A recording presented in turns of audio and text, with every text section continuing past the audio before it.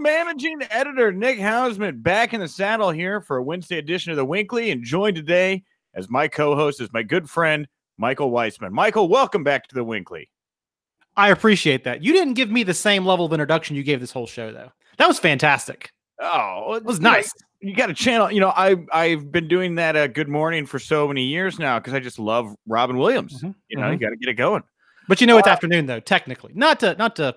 I'd say it even if it was a nighttime show. Doesn't matter. First podcast of the day always gets the good morning from me. Hashtag fake news, right? Am I right? Am I right? Yeah. Yes. Well, welcome, guys. Like I said, this is the middle of the week. We do the WINCLY here Tuesday through Thursday on the Wrestling Inc. audio channel over on iTunes. Please go subscribe to us, Wrestling Inc. audio. You don't just get the live news conversation that Michael and I are going to have here today. You also get bonus audio over on the podcast version of the show. If you go over there today, you're going to get part 2 of my interview with Sean X-Pac Waltman. We dropped part 1 yesterday on the WINCLY. You're also going to get some audio from the Triple H Takeover media call that is going to be taking place shortly after we wrap up the show here today. I'm going to jump over to that. So you're going to get to hear from Triple H later on in the show as well. Also, if you're in Chicago this Sunday for the Rumble, come to Duffy's Tavern and Grill. Come party with me. It's a free party, 50 big screen HD TVs. We're going to watch the Rumble. We're going to have a great time. Where are you watching the Rumble, Mike? Man, I'm watching it from my couch, the comfort of my own living room. My wife and I do a little Rumble pool. We'll each draw a number. We bet $5, even though it's all our own money. And I always win because I'm better at it. Have you played the Royal Rumble drinking game ever? Should I tell everyone the rules to the Rumble drinking game? I've not played it. So how does that work? So you and 5 of your buddies, 6 people is the ideal number of people to play the Rumble game with. You go buy like a 30-pack of Ice House, all right? And then on the bottom of each, or 30-pack of whatever. Natty Light, something cheap, right? Something cheap. Something you can buy in pack of 30, right? And then on the bottom of each can, you write a number, 1 through 30, right? And then you and your buddies, before the Rumble, you draw 6 cans, right? And they've all got a number underneath them. And every time somebody comes out with that number, that's that beer. And you got to crack that beer. All right.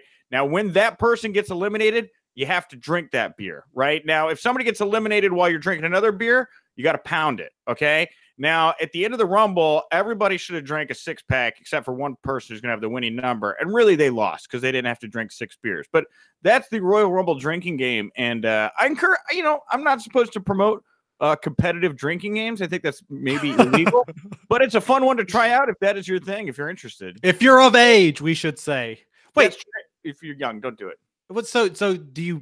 Number one, I'm out of this game because you got to have 6 buddies, and I don't have 6 buddies. Let's 5 buddies. Yeah. 5 buddies. Oh, no, still out. Number 2 is how do you decide who gets what beers though? So you draw those numbers. I missed that part beforehand. Yeah, you just draw 30 beers in a bucket, and then everybody draws their beers before the Rumble starts.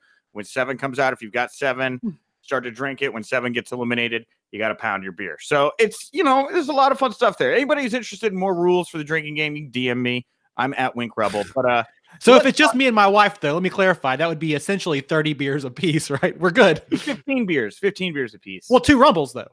Oh, that's right. Oh, damn. Yep. That's right. I got to get used to 2 Rumbles. Oh, 30 beers a piece. I can do it. Play it twice. That's a 12er. That's a good Rumble party for you and your friends there.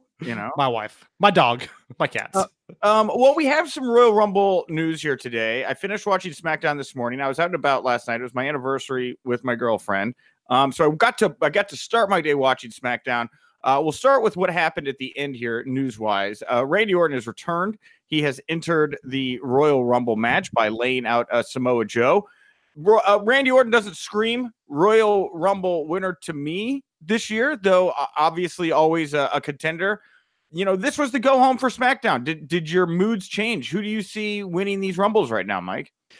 Mood didn't change. I think, honestly, overall, SmackDown didn't emphasize the Rumble enough for me to believe that a blue brand guy is going to come home with that win. I think the Randy Orton thing is interesting because he popped in at the end and everybody made this big deal. Oh, Randy Orton's back. Randy Orton's back. But I always feel like Randy Orton constantly is returning. He's one of those guys that has a storyline and then leaves and then he returns again. So, I guess it's a bigger deal because it's the name cachet. Randy Orton, he's been around so long.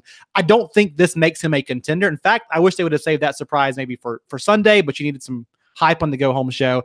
I'm still going my prediction, Seth Rollins. But that was fun to see him back, I guess.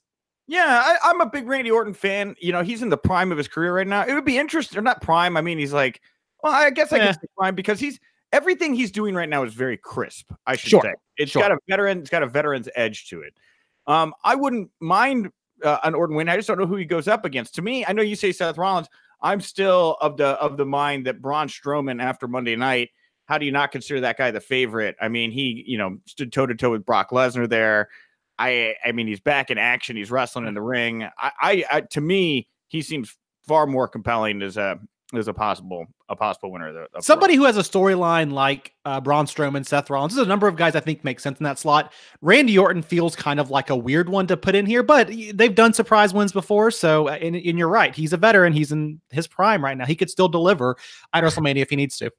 I mean, Randy Orton, Brock Lesnar, does that do it? I mean, I don't know. It's kind of a compelling matchup there. Randy Orton, Daniel Bryan doesn't really do anything for me. I mean, it's not here. It's like not news, but yeah, that Daniel Bryan, AJ Styles with Vince McMahon confrontation, it's getting weird to me. It's getting too weird to me that Daniel Bryan is like the bad guy here. Sure. When he's Vince McMahon was like a good guy for a hot minute in that segment, even though everything Daniel Bryan said was true. So yeah, that was odd. It's so weird. I don't understand. He was right about the baby boomers 100%. I'm not touching that one with the 10-foot pole. I'm just saying, it's true. Everything he said was true. It's so weird to me, And also, since when does AJ Styles love the McMahons? Like, when is he buddy? Yeah. AJ Styles did an interview earlier this week where he got upset that he can't use a homophobic slur on WWE television.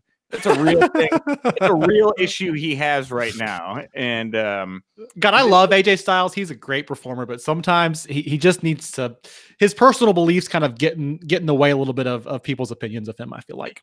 That's the thing, is like, I'm looking at this guy who's hot off saying, like, I wish I could make fun of people for being gay. Yep. And here's Daniel Bryan preaching some real hard truths in the ring, and he's the bad guy here. It was just weird. It's just weird.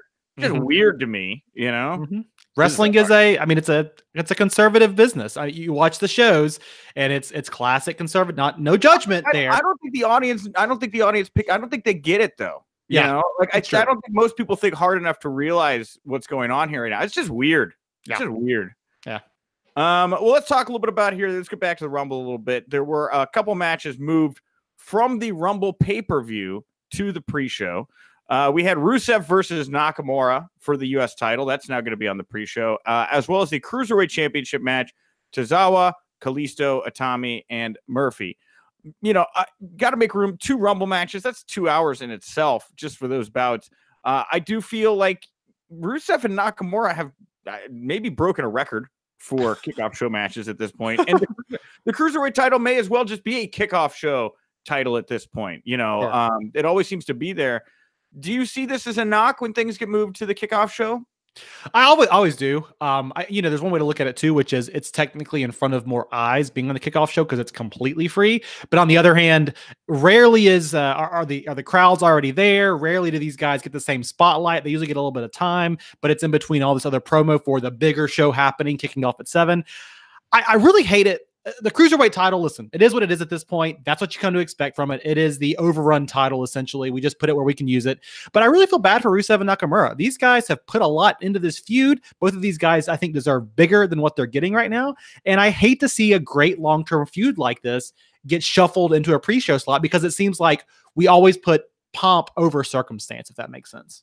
Yeah, Rusev and Nakamura have had some really good bouts. I love, going back to Crown Jewel, I thought these guys had the best match on the show, and it was on the kickoff show. The cruiserweight thing is weird to me because like the cruiserweights have been treated differently. I feel like as of late with Ali getting the call up here, having Rey Mysterio in the mix. I almost see Andrade kind of in that cruiserweight style as well.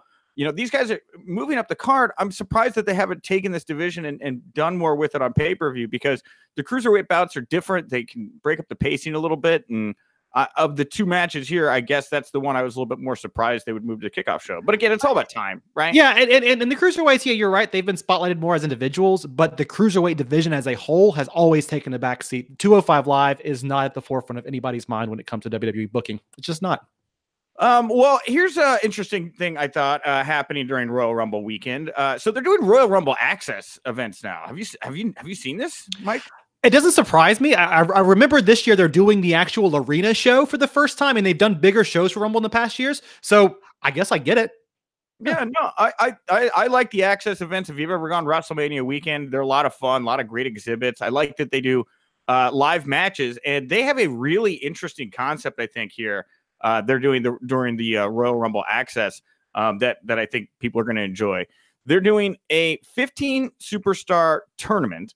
The tournament will start with a battle royal. The seeding for the tournament will take place based off of the order of elimination from the battle royal, with the winner of the battle royal getting a pass in the opening round of the tournament. I've never heard of anything like this. Why is this not a pay-per-view concept? This is amazing. I love this idea. I'm a big fan of them giving away great matchups like this at Access. If you've never been to Access, always go watch some of the wrestling they do. It's always on fire. Last year, WrestleMania, we had some great NXT matchups. But again, I love the fact here that they can fight. They're not just fighting willy-nilly. They're trying to earn something. And to your point, why is this not part of the pay-per-view? Why are we not promoting our shows this way? It's a great addition to the fans who are there. Totally get it. But you could do more with this. I have an article coming up later in the week about AEW and what they're doing, but stakes matter to fans. Fans want to watch matches that mean something other than just two great competitors. So I wish they would spotlight this a little bit more than what they are, I guess.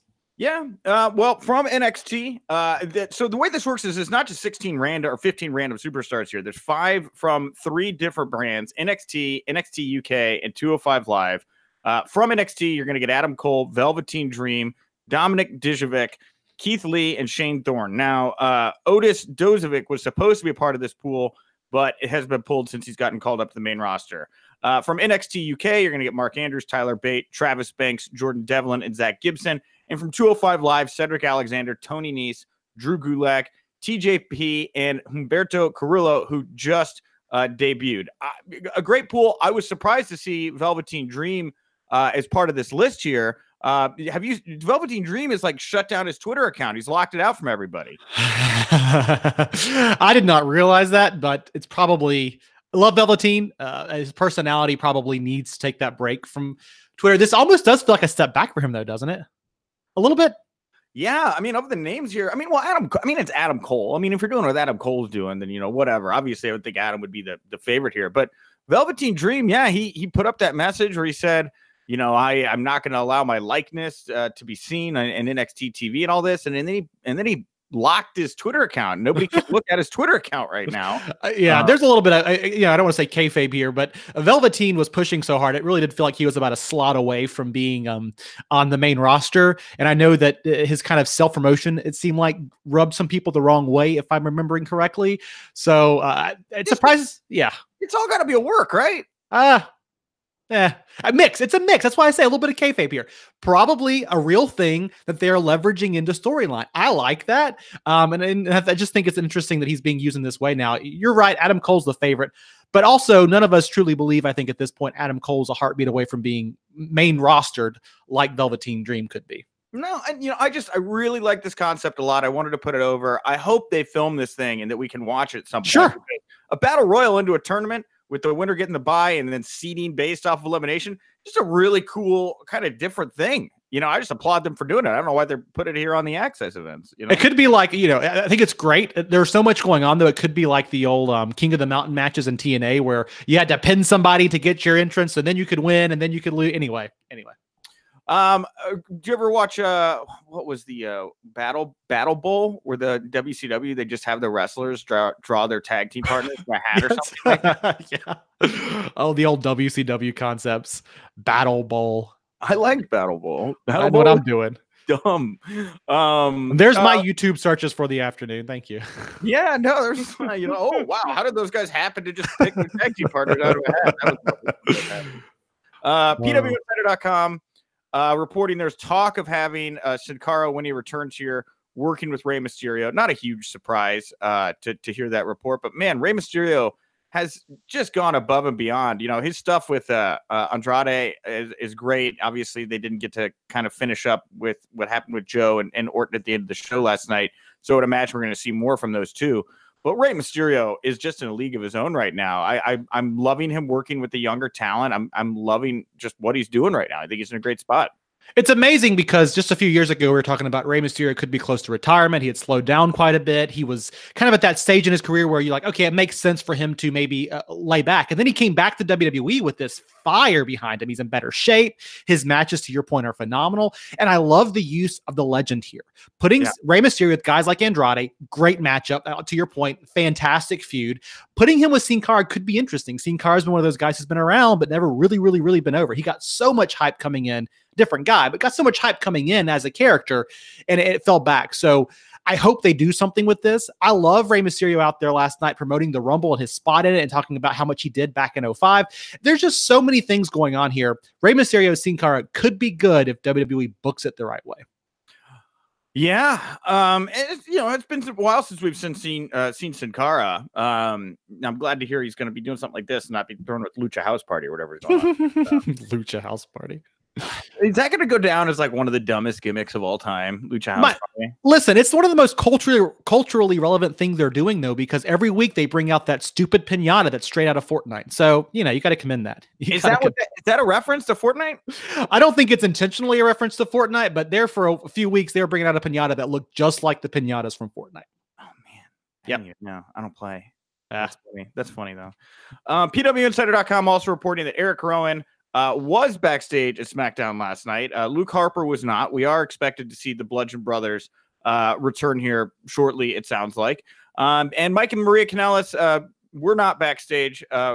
This following, of course, the hubbub last week about whether or not they were going to be, or whether or not they asked for their releases or not. So they weren't there. Bludgeon Brothers, do they do anything for you when they come back? They haven't done anything for me in a while. I liked them when they originally debuted. I liked them being under the tutelage of Bray Wyatt. All that stuff made sense. When they broke them apart, I've just not dug the gimmick. I think it's kind of cheesy. I think the way they did those videos was never really great. I remember when Luke Harper was kind of having that singles run, and he was doing some great work, and I really liked Luke Harper in that spot. He had that great feud with Dean Ambrose, the kind of the wife beater versus wife beater matches they had back then.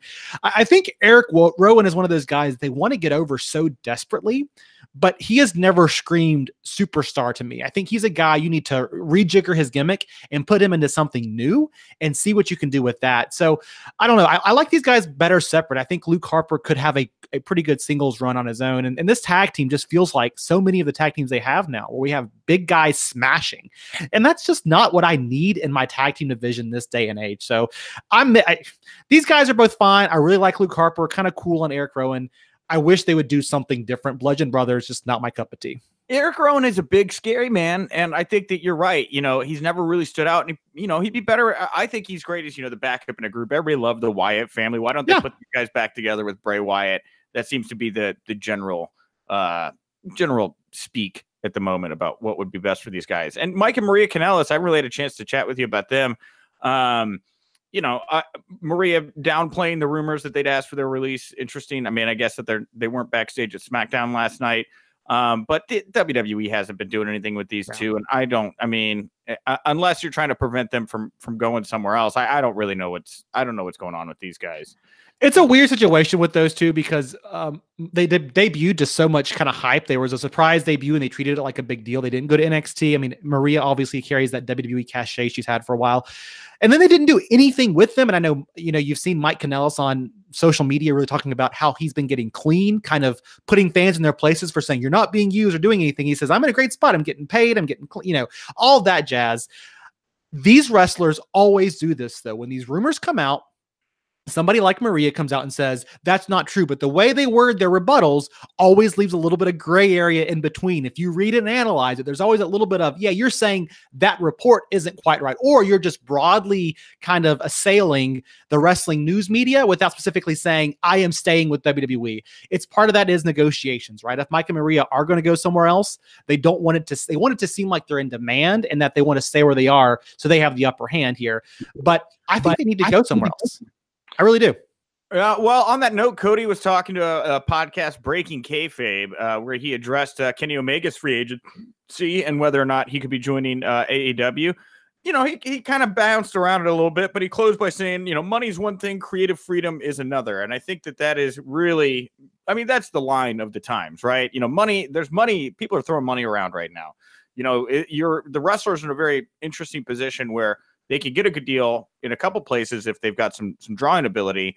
But what is their happiness factor going to be? And I haven't seen enough from AEW yet to know what that culture is going to be like, because they really don't have they have a logo, but they're not really a promotion yet, in my opinion. Right? Yeah.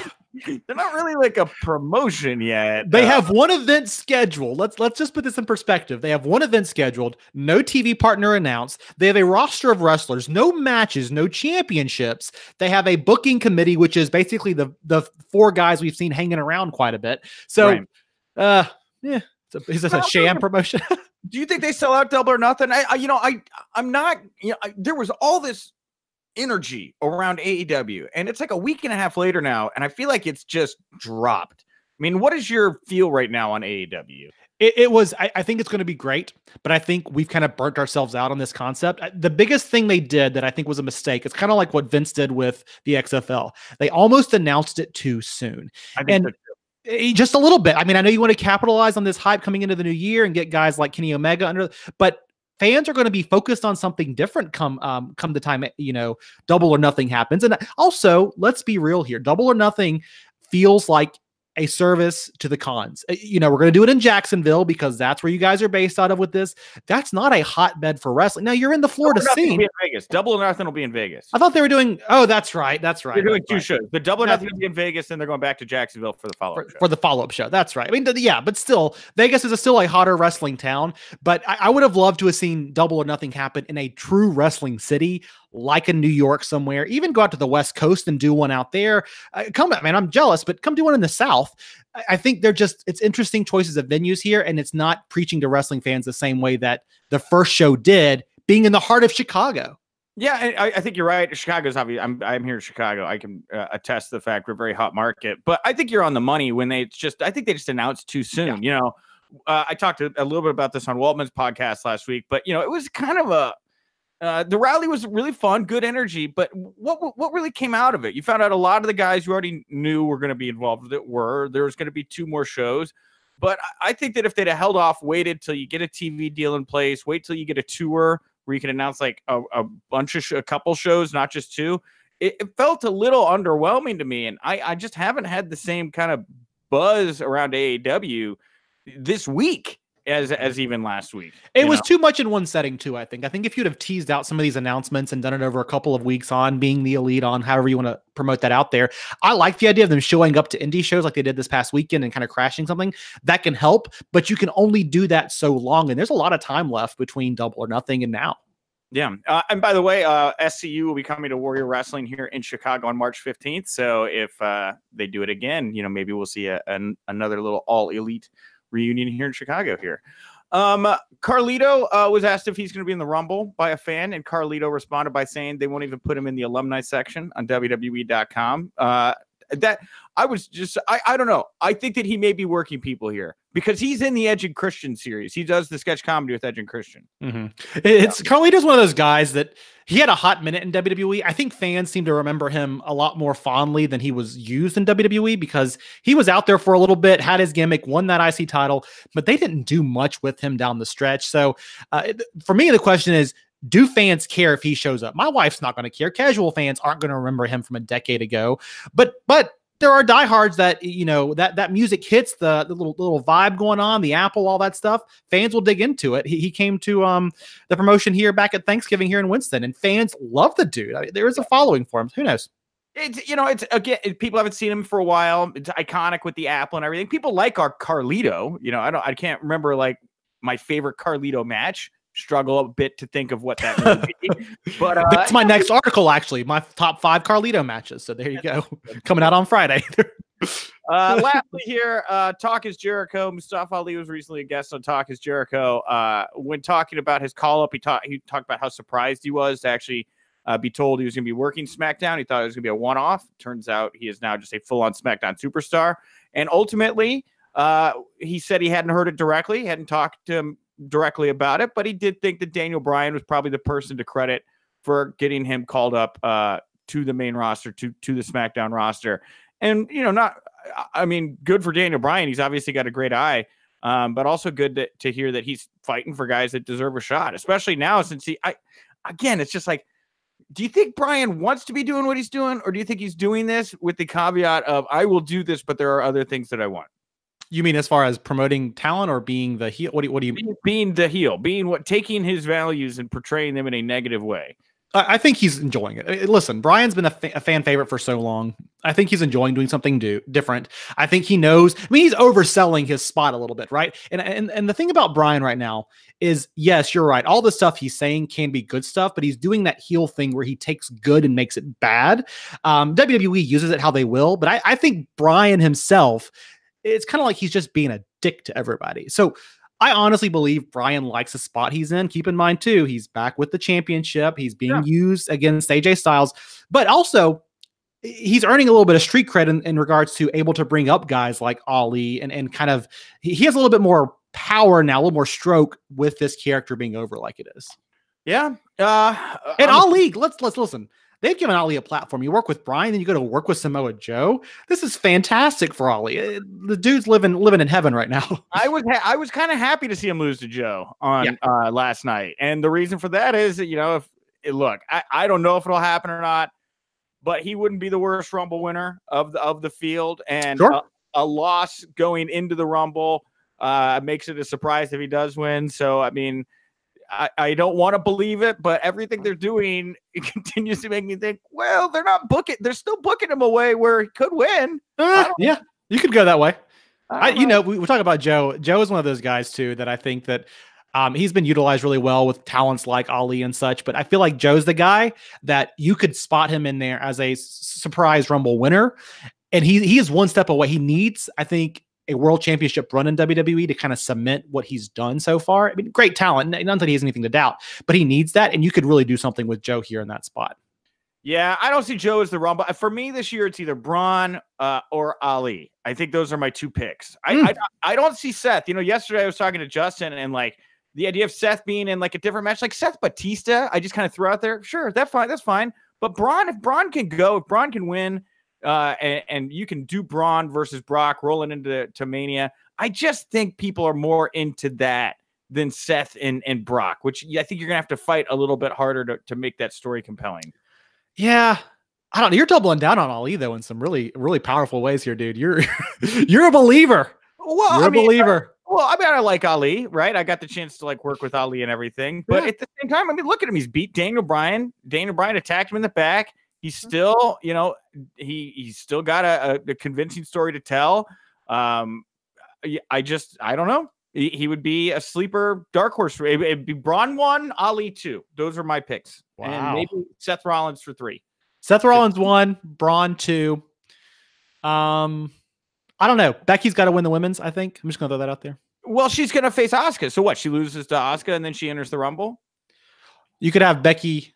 Yeah, well, you could have Becky win. You could have Becky lose, or you could have Becky win the title. Charlotte wins. I don't know. It's kind of wide open this year, and I kind of like that. I think Charlotte wins. I think that my thought about Becky, losing to Asuka and entering the Rumble, it could be a little too convoluted. I don't know if they'd be willing to jump through so many hoops, and they know they can get to. But you get to Ronda Becky by Mania though, right? You get to Becky Ronda Charlotte. That's your Mania main event, right? Mm-hmm. Right? Yeah, no, okay. Yeah. Well, if Becky's got a title, Ronda's got a title. Charlotte wins the Rumble. Charlotte wants both of them. Boom, there you go. We'll see. All right. Well, with that, let's take a break. If you're listening on the podcast audio version right now on iTunes, thank you so much. We got some exclusive audio for you here right now. I'm going to first throw to a clip from the Triple H Takeover media call that I just got off of, and then we're going to play the second half of my interview with Sean X-Pac Waltman. And after that, I'll come back here with Mike to wrap up the show. Thank you very much to Triple H and Sean Waltman for the time. A little bit of a DX reunion here on the WINCLY this week. Always enjoy talking to Sean. Tomorrow on the show, the last WINCLY of the week just flies right by. I'm going to have an interview with Scarlett Bordeaux from Impact Wrestling, who's been breaking records over on YouTube with all the clicks and views for her scandalous videos over on Impact Wrestling. And I'm also going to have a clip tomorrow from our interview that Scott Fishman did for the site with Ken Shamrock. So big show tomorrow, Ken Shamrock, Scarlett Bordeaux. Tune in for that. This Saturday, right after TakeOver, come back here on the YouTube channel, go over to iTunes, subscribe there, because we are going to have a post-takeover show with Raj, Matt, and Glenn. They're also going to be doing the post-Rumble show and the post-Raw show and the post-SmackDown show. So a long run of post shows for them. So be sure to subscribe, check those shows out. Again, this Sunday, I'll be at Duffy's Tavern and Grill in Chicago. Also, I don't know that it's confirmed, but we are working on another Wrestling Inc. party that's going to go down in Houston proper, outside the Elimination Chamber at a brewery. And I don't want to say too much because I don't think it's confirmed yet, but it is a very cool opportunity that was pitched to me yesterday. So to Houston fans, tune back in here tomorrow. I can promise you an update on that. And lastly, today's the day, guys. We are starting our fun.com promotion over on the Wrestling Inc. Twitter account. Here's what you got to do. We're going to give away a $100 gift card to fun.com. It's going to be a $100 promo code. So you get $100 to spend at fun.com. To enter to win, you got to go over on Twitter, follow us on Twitter. You're going to retweet the post that I put up about this contest, and then you're going to tell us who you think is going to win the Royal Rumble match. Tomorrow on the show, I'll pick our first winner, and then we'll start our second contest. But that's how the rules are going to work. Go over to Twitter right now. You can compete to win $100 on fun.com, the funnest, most fun website on the face of the planet Earth. It's funner than all the others, right? Way funner than all the others. Funner. All right. Funner. Michael, what do you want to plug, promote, put over here before we wrap it up? Well, I'm a sleazeball, so go follow me on Twitter. I'm at the Real Wiseman. I always got to get that cheap, shameless pop in there. But I would like to say right now, working on an interesting Rumble by the numbers kind of piece about what records could be up this year. What do we think could happen with some of these kind of historic things? Who would be likely to do something? I love last night on SmackDown with New Day talking about all the records and the way that Kofi always finds ways to balance himself without touching the floor. I love little things like that about the Rumble, the ongoing threads year over year. So I'm going to dive into some of the numbers this week. It should be up by the end of the week. What records are we going to see broken this year at the Rumble? Yeah, Braun, what is the record for most eliminations? 14? Right? Yeah, I think we're too close to that one. I think Braun would be the guy. I think, it was Kane, now Braun. We're not going to see that one. But no, didn't somebody beat Kane's record, or did Kane beat his own record? Who holds the record for most eliminations? I thought Braun beat Kane's record. Did he? Yes, I'm about 90% certain. I'm going to look it up. What did they not do? They didn't do it last night or Monday night. I didn't see it. The Rumbles by the numbers thing. Roman Reigns holds the record. Oh, that's right. 12 eliminations, and he set that in 2014. That's right. Well, could be up this year. We'll see. We'll see what happens with Braun Strowman. Yeah, 12. Wow. All right. And I am at Wink Rebel over on Twitter. Thank you so much for tuning in. I'll be back tomorrow with Justin LeBar to wrap up the week, do our final predictions for the Royal Rumble.